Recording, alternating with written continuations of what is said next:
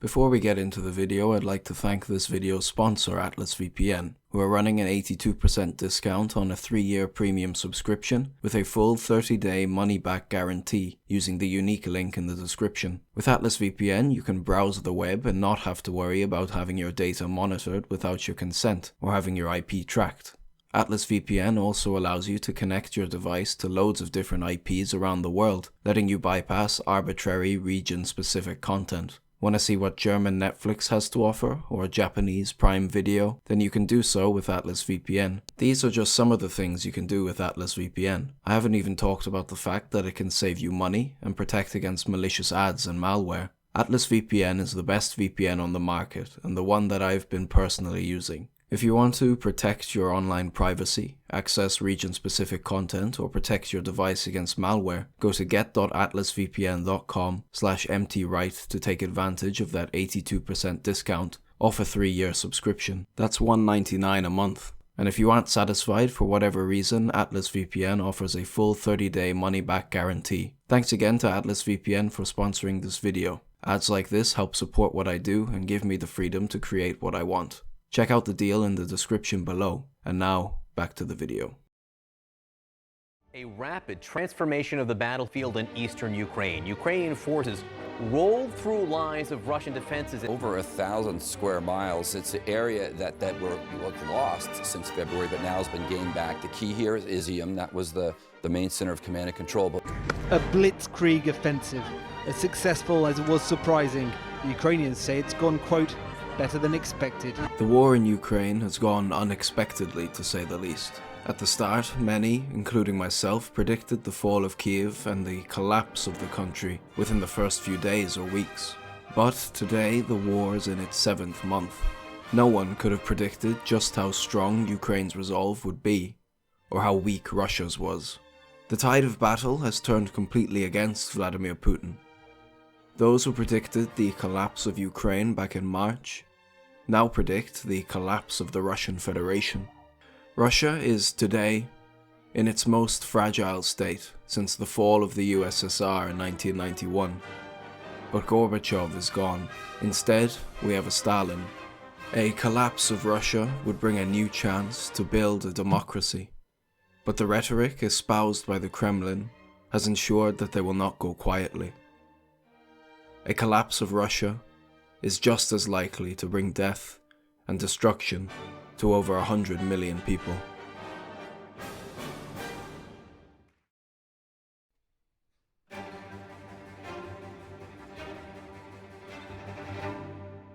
The fall of the USSR brought about the end of an empire that oppressed and subjugated its people. For many, its end was the beginning of a bright new era in world history. The birth of 14 newly independent states, with the possibility of shaping their own destiny. But it turned into a nightmare. The Yeltsin administration that followed the Soviet collapse in Russia created economic mismanagement unfathomable to us in the West. Combined with the failure of the IMF's shock therapy economic theory, Russia came to possess the highest peacetime mortality of any industrialized country in history. Yeltsin and the IMF were responsible for the complete disintegration of the Russian economy and created a view amongst Russian people that the West had deliberately inflicted suffering upon them as revenge, a view shared by its next and current president, Vladimir Putin. In response to the failures of the previous administration, Putin set about re-establishing Russia as an empire. Its foreign policy was built around the Soviets and the imperial policies of old. That is, creating a sphere of influence on the country's periphery, maintained through hard military power. The newly independent post-Soviet states were given free rein within their borders, so long as they stayed loyal to Moscow and acted in Russian interests. Those who didn't were kept in check through the threat of hard power. In Moldova, Russia kept it from aligning with the West through its puppet state in Transnistria. Russian peacekeepers in the breakaway region stayed under the banner of humanitarianism, but really served as a threat from Moscow that they could reignite the conflict whenever they wanted. Georgia was shown the consequences of self-determination when Russian troops invaded the country in 2008. Today, Russian peacekeepers, just like in Transnistria, Moldova, occupy the breakaway puppet states of Abkhazia and South Ossetia, threatening to tear the country apart at any moment. In Kazakhstan, the government under the previous president, Nursultan Nazarbayev, has been zealously loyal to Moscow, allowed to enrich themselves through corruption aided by the Kremlin. But in the 2020s, the new Tokayev regime, showing signs of drifting away, has been kept in check through threats and the supporting of instability. This foreign policy, according to scholars Elizabeth Cullen-Dunn and Michael S. Bobick, satirizes the West's moral and legal arguments. Threats and interventions are justified with humanitarian arguments, while the real goal remains making sure that conflicts in post-Soviet states remain frozen and unresolved. Today, we're seeing this policy's crash. Global influence based on hard power is never sustainable. People get tired, the country becomes weak, and those who pursue soft power get stronger.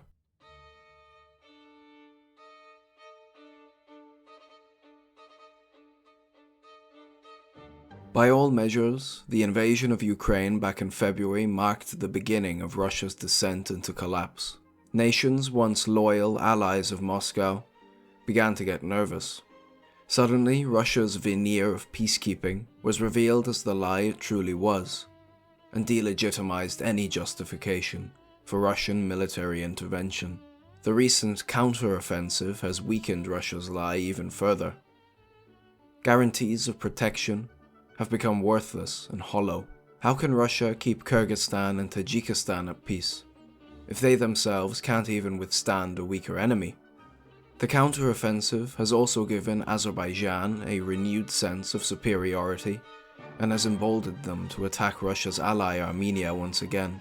Armenia, which has always been a somewhat reluctant ally of Moscow, is now poised to take a complete 180, turning away from the east and towards the west, seeking guarantees of protection from America instead.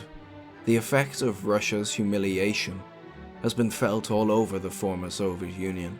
Kyrgyzstan and Tajikistan have resumed their border clashes, and Kazakhstan has begun to dismantle the corrupt institutions of their first president and pivot to the west. Exhausting all their options, Russia then annexed 22% of Ukraine's land, the last straw for most. Not even Russia's most loyal allies pretend to support it. Any facade of peacekeeping or justified conflict was signed away that day, the death knell of Russia's sphere of influence, and a step towards their likely collapse.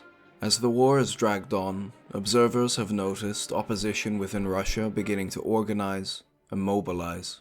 Chechnya, a famously loyal Kremlin republic, is seeing its opposition beginning to arm itself, seemingly preparing to enter open conflict.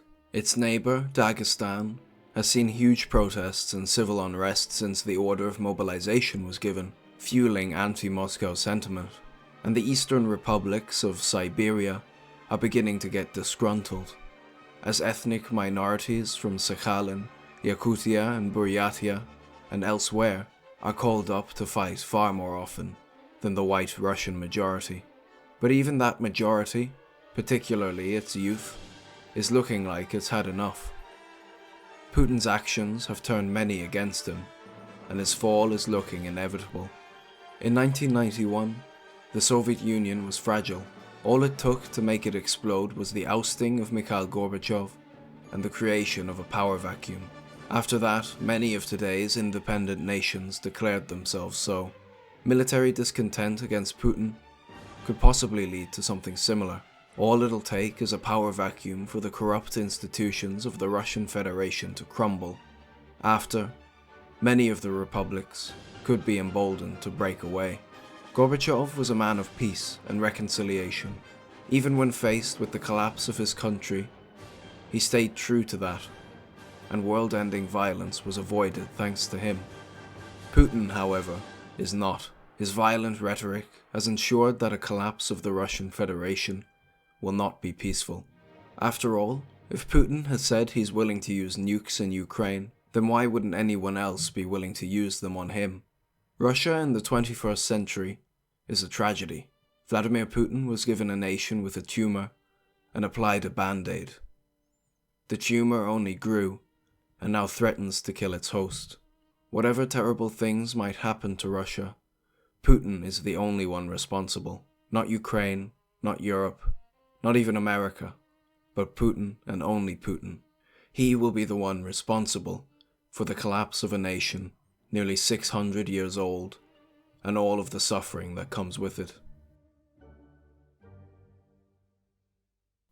Thanks for watching this somewhat pessimistic video.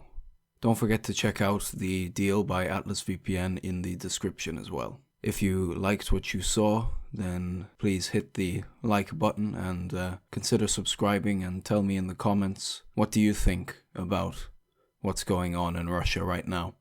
This video is also supported by the beautiful people over on Patreon. Special shout out to Joshua Rawl, my continued huge guy patron. Thank you guys so much for your continued support. That's the end of the video now. Don't forget to like and subscribe, and I will see you in the next one, which will hopefully be very, very soon. Take care.